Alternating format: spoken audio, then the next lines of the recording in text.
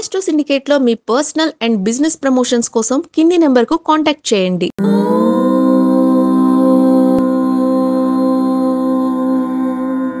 ఓం శ్రీ గురుభ్యో నమః. హరి ఓం. శ్రియః కాంతాయ కళ్యాణ నిధయే నిధయేర్థినాం శ్రీ వెంకట నివాసాయ శ్రీనివాసాయ మంగళం. మంగళం కౌసలేంద్రాయ మహనీయ గుణాత్మనే చక్రవర్తి తనూజాయ సార్వభౌమాయ మంగళం. కళ్యాణ శుభయోగ ప్రాప్తి కొరకు జూన్ మాసంలో మనకి ఉన్నటువంటి ఒక ముఖ్యమైనటువంటి పండగ శ్రీమూర్తులకి, ముఖ్యంగా కన్యలకి, అంటే ఈ యొక్క పెళ్లి కానటువంటి అమ్మాయిలకి అబ్బాయిలకి కూడా వాళ్ళ తల్లిదండ్రులు చేసినా సరే, లేదా ఈ యొక్క అబ్బాయి కానీ అమ్మాయి కానీ చేసినా సరే, ఈ పని చేయడం వల్ల మీకు వెంటనే కళ్యాణమయ్యే యోగం ఉంటుంది.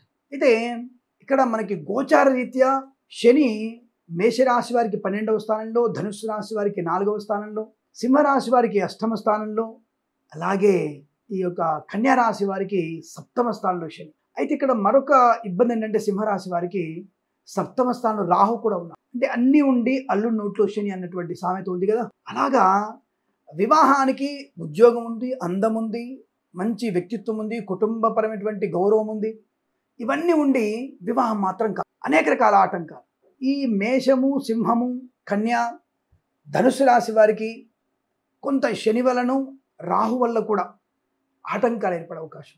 ఈ మకర రాశి వారు కూడా కుంభరాశిలోకి రాహు ప్రవేశం వల్ల కొంత ఆటంకాలే ఉన్నాయి. చాలామంది అనుకుంటారు శనీశ్వరుడే అన్ని రకాలుగా నష్టాలు చేస్తాడు అనుకుంటారు. లేదండి, రాహుగ్రహం ఒక్కసారి పట్టిందంటే చాలా ఇబ్బంది కలిగిస్తాడు.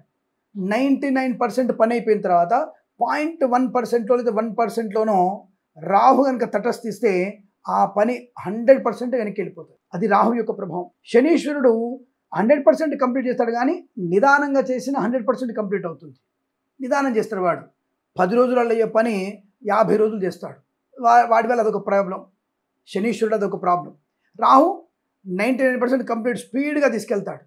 లాస్ట్ 1% దగ్గర టక్కున పడేస్తాడు, వెనక్కి తీసుకెళ్ళిపోతాడు. ఆ దస్త్రం మీద సంతకం అవ్వదు, ఆ టెండర్ పాస్ అవ్వదు, ఆ టెండర్ డబ్బులు రావు, ఆ కళ్యాణ ఘడియలు వెనక్కి వెళ్ళిపోతాయి, సంతానం ఇబ్బంది అవుతుంది, ఇంకో రకంగా ఇబ్బందులు అవుతాయి, డబ్బు నష్టం వచ్చే అవకాశం, వస్తువులు మర్చిపోతాం, విదేశీయానం క్యాన్సిల్ అయిపోతుంది. ఇలా అనేక రకాల ఆటంకాలు ఉండేటువంటి అవకాశం ఉంటుంది. ఇటువంటి సమయంలోనే వివాహానికి ఆటంకాలు ఏర్పడతాయి, బంధాలు విడిపోతుంటాయి, భార్యాభర్తల మధ్య గొడవలు అవుతుంటాయి, పెళ్ళైన 8 నెలలకు 6 నెలలకు నాకు ఉండబుద్ధి అవ్వట్లేదు, మా ఇద్దరికి పొసగదు అనేటువంటి భావాలు ఉంటాయి. మరి వీరందరూ కూడా ఈ రాశుల వారు కానీ, ఈ కళ్యాణ ఆటంకాలు ఉన్నవారు కానీ, ఈ ఉద్యోగ విద్యా సంబంధ ఆటంకాలు ఉన్నవారు కానీ ఈ యొక్క పని చేయవచ్చు. ఇంతకు ఏం పని చెప్పండి గురుగారు, టెన్షన్తో ఇబ్బంది పడుతున్నాం అనుకునేటువంటి వ్యక్తులు ఎక్కువగా ఉంటారు. విశ్వావసునామ సంవత్సర జ్యేష్ఠ శుద్ధ ద్వాదశి 7వ తేదీ, జూన్ 7వ తేదీ, ఆ రోజున శనివారం అవుతోంది. నక్షత్రం వచ్చేసి చిత్తా నక్షత్రం 9:40 వరకు ఉండి తదుపరి స్వాతి నక్షత్రం. అంటే ఆ రోజు చిత్తా నక్షత్రము స్వాతి నక్షత్ర కలిసినటువంటి రోజుగా చెప్పవచ్చు. ఈ స్వాతి నక్షత్రం రోజునే మనకి అమ్మవారైనటువంటి రుక్మిణీదేవి కళ్యాణం జరుగుతుంది. కాబట్టి మీరందరూ కూడా ఆ కృష్ణ పరమాత్ముడు రుక్మిణీదేవి కళ్యాణ సంబంధమైనటువంటి కథను విన్నా, ఆ రుక్మిణి కృష్ణుల యొక్క వివాహ సంబంధమైనటువంటి అష్టోత్తరాలు కానీ చదువుకున్న, ఆ యొక్క మాటలు విన్న, ఆ యొక్క కృష్ణ పరమాత్ముడి రుక్మిణీదేవి యొక్క పద్యము గద్యము చదువుకున్న శక్తి ఉండి మీరందరూ కూడా రుక్మిణీ కళ్యాణం జరిపిస్తే చాలా మంచిది. ఎక్కడ చేయాలో తెలుసా? 2 ప్రాంతాల్లో ముఖ్యమైనది. ఒకటి ఈ రావి చెట్టు కింద ఒకటి, లేదా తులసి వనంలో ఒకటి, అంటే తులసి కోట దగ్గర ఒకటి, లేదా బిల్వ వనంలో చేయండి. బిల్వవనంలో కానీ, తులసి వనంలో కానీ, తులసి కోట దగ్గర కానీ, లేదా వటవృక్షము కింద కానీ చేసినట్టయితే తప్పకుండా మీకు 41 రోజులలో వివాహ సంబంధ శుభయోగాలు ఏర్పడతాయి. వృత్తి ఉద్యోగాదుల అభివృద్ధి ఏర్పడుతుంది. కృష్ణాయ గోవిందాయ గోపీజన వల్లభాయ పరాయ పరమ పురుషాయ పరమాత్మనే, ఆ యొక్క కృష్ణ పరమాత్ముని యొక్క దివ్యమంగళ స్వరూపంతో రుక్మిణీదేవి జరిగేటువంటి కళ్యాణం అద్భుతం, కమనీయం.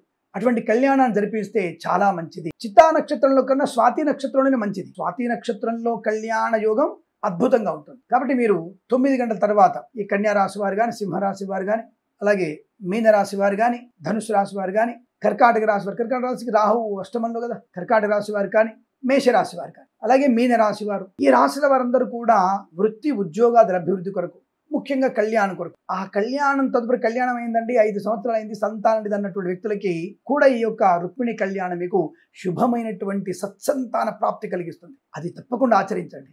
ఏమండి, ఆ వనంలో చేయాలా లేకపోతే చేయకూడదా? దేవాలయంలో చేయండి. లేదా ఆ కృష్ణ పరమాత్ముని రుక్మిణి దేవిని ఇంట్లో పెట్టుకొని ఆ కృష్ణ రుక్మిణుల యొక్క కళ్యాణం జరిపించండి.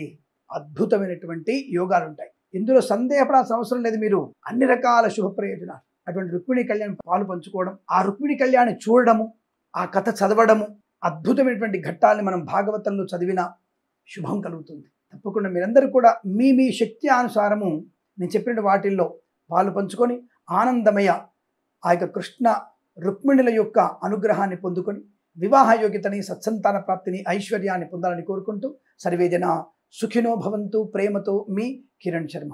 మరి ఇలాంటి అనేక ధార్మిక విషయాల గురించి మన ఛానల్ని మరొక 100 మంది చేత సబ్స్క్రైబ్ చేస్తారని కోరుకుంటూ మరొక్కసారి మీకు నమస్కరిస్తూ ప్రేమతో మీ కిరణ్ శర్మ.